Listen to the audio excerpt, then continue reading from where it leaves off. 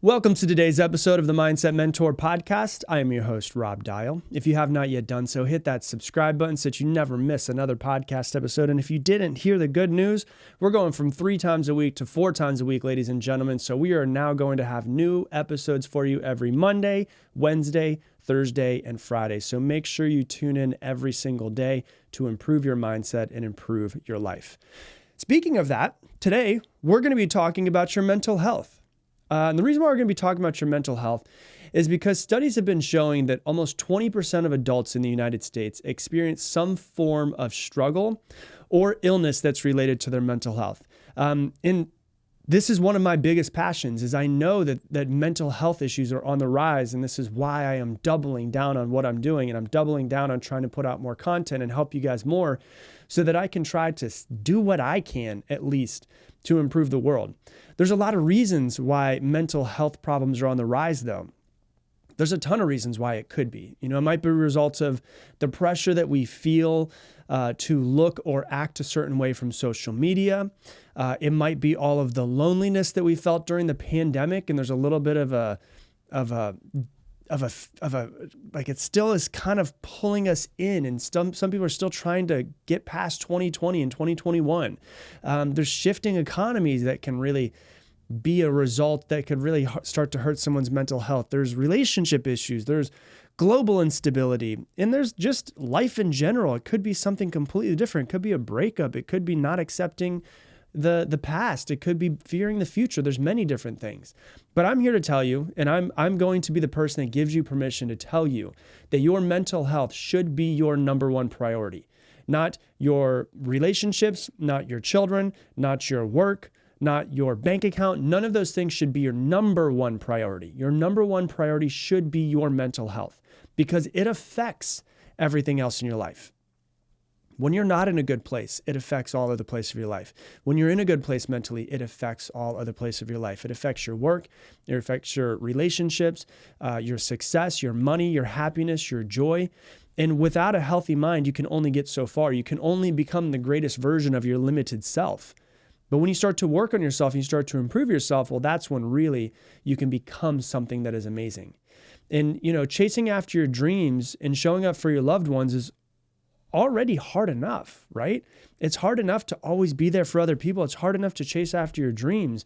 But if you're doing so and you're trying to do it and you can't get out of your own head and you can't stop holding yourself back, it makes it even more difficult. It's like trying to get out of mud, and no matter how hard you try, you feel like you just keep spinning your wheels.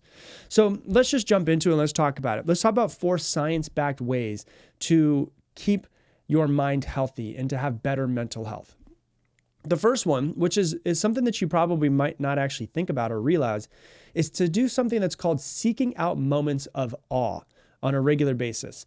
All too often we say, oh man, that's, we see like we have a pizza and they're like, how was it? Oh, it was awesome. Oh, it was awesome, awesome, awesome. But the word awesome means like, holy crap, I am in awe of everything around me. I am in awe of this spectacle of life. So to be in a moment of awe is not just like, oh, that was an awesome play that I just saw.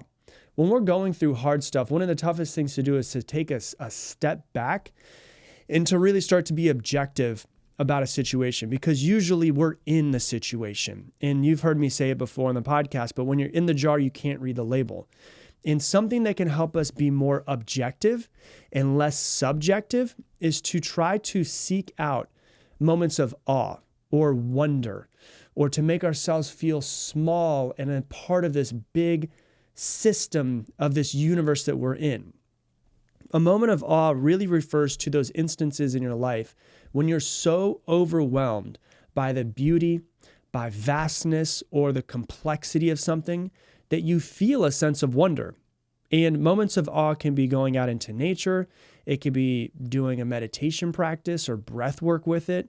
It could be checking out amazing architecture when you go to a new city. It could be watching a masterpiece movie or listening to a masterpiece piece of music, or going to a show where you see a band play that just blows your mind, or experiencing something for the first time. It's one of the reasons why I love every once in a while in the morning watching videos about how massive our universe is, because I get caught up in all of my problems as well. Oh my God, all of this stuff I have to do today, and I'm so busy, and what's this person going to think of me? And oh my gosh, someone just put a negative comment on my Instagram or whatever it is it might be. I get caught up in all of my BS exactly like everyone else does. But when you start to look at how big the universe is, just knowing that the earth is spinning around the sun at 67,000 miles an hour, that our galaxy is moving through the universe at 1.3 million miles an hour. An hour from right now, our galaxy will be 1.3 million miles further in the universe than it was when we first actually started thinking about it in this moment. Our galaxy has 100 billion stars. Our galaxy has 100 billion stars. And there's 2 trillion galaxies in our universe. That totals to over 1 septillion stars in our universe, which is a 1 with 24 zeros behind it. When you get into thinking about the vastness of something like that, our problems become so much smaller. They're not as big of a deal. And really, science supports the importance of seeking out these moments too. There's a growing number of studies that link consistent exposure to moments of awe and to nature with lower stress levels, increased focus, and better overall mental health. And one of the reasons why is because it jumpstarts, when you're in these moments of awe, it jumpstarts what's called the shrinking of self. It's this feeling of amazement and complete awe that something is so much bigger than you. It's like when you're in a mountain range, like sometimes I'm in the mountains and I'm like, oh my God, this is incredible. It's what happens when you look into the ocean and you see how big the ocean is, or you stand on the side of a mountain, or you look up at the stars at night, or you look up at the trees during a hike and see how big they are. It happens every time for me when I'm on some sort of long hike. And by reminding ourselves how immense life is, and how much more is out there and how we're connected to all of it, we're better able to kind of look at our problems and put them into perspective and realize, oh yeah, this isn't that big of a deal. You know, if you won't remember it in 5 years, don't spend more than 5 minutes thinking about it. It's one of the best parts of traveling to new places. You know, even if you can't afford to travel to Europe, there's moments of awe everywhere around you. You just have to be curious and try to seek them out and do new things. And so you could be feeling more connected to all that is. So that's the first tip. Try to find moments of awe. The second thing I want you to do is to find your ritual recipe. I talk a lot about morning routines, success habits, other daily rituals. I even have an entire section in my book, Level Up, where I talk about and discuss the importance of having rituals and routines in your life. And rituals can really help you organize the external world. It takes a lot of uncertainty out of life. A lot of us stress out about uncertainty. So it takes out the uncertainty out of life. And because that uncertainty can cause a lot of stress and anxiety. And so rituals and routines give us a feeling of peace and order when sometimes uncertainty can make us feel very chaotic. And, you know, it brings the feeling of, I know what I need to do, and all I need to do is take action, versus sitting there and having paralysis by analysis because you have so many things that have to be done. And my thoughts on developing rituals are pretty simple. Bare minimum, I think we should just try to have a routine in the morning and a routine at night. And the more simple and the more basic, the better. For an example, like I know some people are like, I have 17 steps to my morning routine. I'm like, nope, that's too many. You need like 1 or 2. Like I'm a big fan of just making my bed before I start the day. It's a really small win, but it sends a signal to my mind that I'm in full control of my life. It tells my brain that I'm going to be in charge of my day. It makes me feel in control. And by having that morning ritual and then immediately going and meditating for 20 minutes, I feel like I at least have some certainty in my day versus waking up and having that paralysis by analysis and thinking about everything that I have to do for the day. But by having that morning ritual, you're basically letting your mind know that you're going to make sure that you have a productive day. You're not going to be reactive. You're going to have more intention into your day. You're going to be proactive, and it gets positive momentum on my side the first thing in the morning. And I could sit here and I could say, hey, do this one, do that, do this thing. This is what you should do. But the truth is not everything works for everyone. So you have to just figure out what works for you. There's no real cure-all solution when it comes to finding the perfect routine for you. try it out. It's trial and error. Find out what works best for you. And then just see what you enjoy and what makes you feel the best. Like for my routine, I wake up, I go to the bathroom, I brush my teeth, I make the bed, and then I immediately go first thing in the morning after drinking a cup of water, going and meditating for 20 minutes every single day. That's just how I start my day. And then it changes after that. Sometimes I read in the morning. Sometimes I journal in the morning. Sometimes I just hang out outside and drink coffee for 45 minutes in silence. It changes, but I do have those 2 or 3 things that I do every single morning that bring certainty to my day. So that's number 2, is develop some sort of ritual recipe, some routine in your life for you. Third thing for your mental health is get involved in therapy. And, I highly recommend therapy. And I've said it over and over and over and over and over again in this podcast. But I love that the stigma around mental health is finally disappearing. And I feel like many people are starting to see therapists, but not only are they starting to see therapists, they're also starting to talk more about it.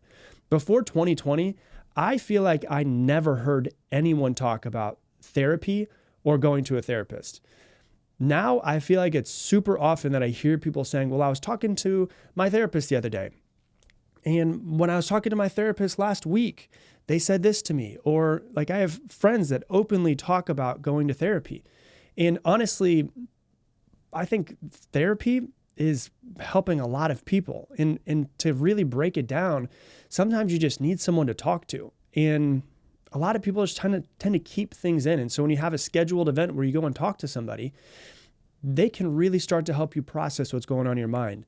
And I think it's really valuable just to have someone who's professionally trained, not just going and talking to one of your friends, but someone who's professionally trained to give you feedback and to give you a little bit of guidance to keep your mental health in a good place.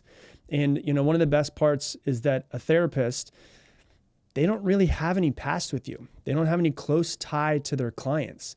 And so you can count on them giving advice that's more objective and not subjective or not biased because they're not based in history with you. And they can really see things objectively and not subjectively from their viewpoint.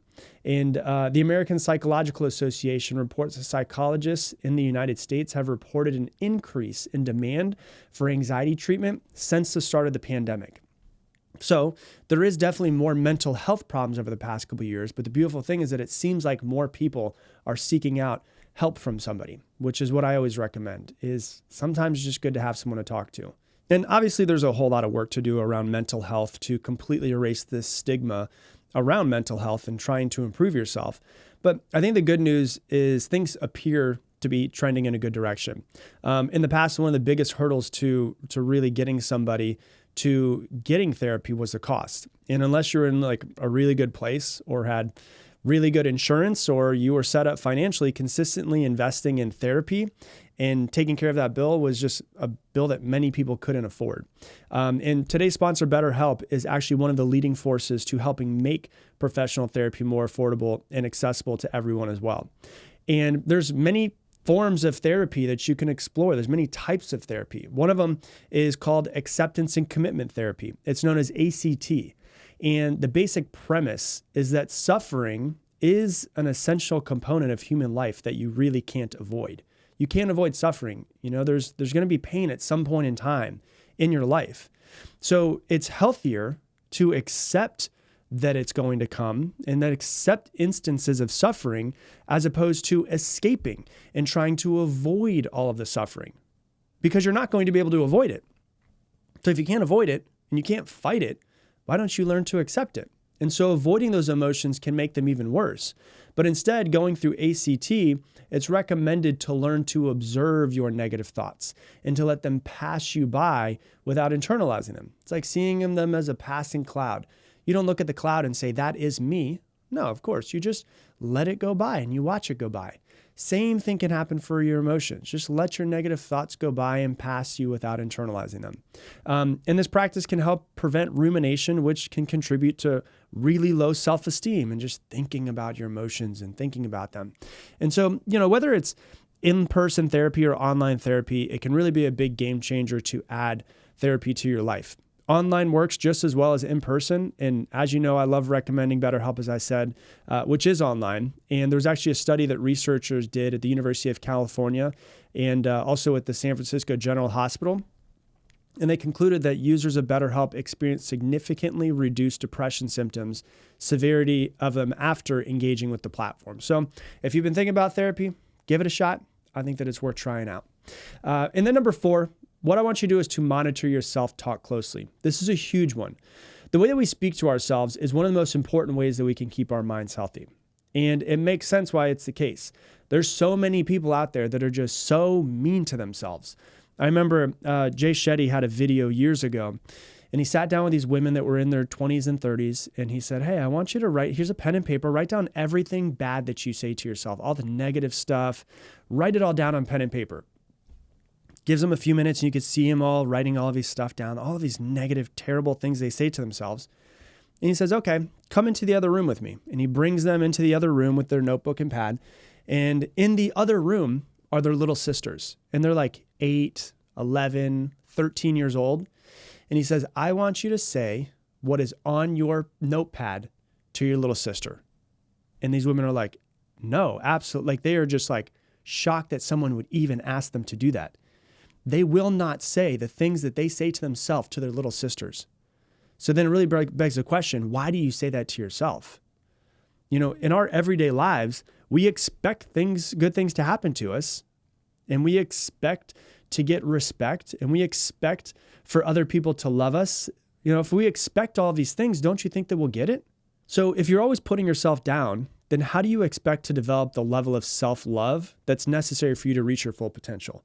If you're always saying that you aren't good enough or that you aren't smart enough, how would that negative self-talk not start to become part of your identity? And if your identity is rooted in a negative place and you don't invest the time to heal yourself, you might begin self-sabotaging whenever life isn't going the way that you want.